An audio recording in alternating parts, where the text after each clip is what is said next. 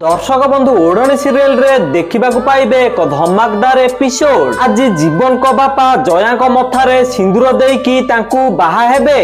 रघु जते बेले घर को आसी देखिबे तो अंश घर उपरे कब्जा करके घर लोकंकु सब बाहर कर देइथिबो।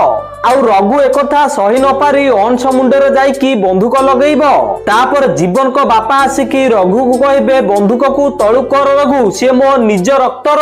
जीवन को बापा एमिति कहले रघु तांको कथा सुनि आउ तापर जीवन को बापा रागी जाइकी रघु मुंडरे बंदूक लगेइबे। आउ कहिबे तू जदि ता मुंडरू बंदूक को न काढिबू ताले मु तते मारि देबी। तापर संध्या आसिकी जीवन को बापा को कहिबे कोन कहिलो ये तम पुओ, तमे या तुलना आम जीवन सहित करूछ। तापर जीवन को बापा कहिबे अंश और जीवन से दुई जण मो पुओ। तापर से बदमाश मानसी जीवन को बापा को कहिबो तमे हला अंशर बापा, ये केमिति हेई परिबो? तमे अंशर मां को जते बेले तम स्त्री मानुनो ताले अंश को तम पुओ केमिति मानुच?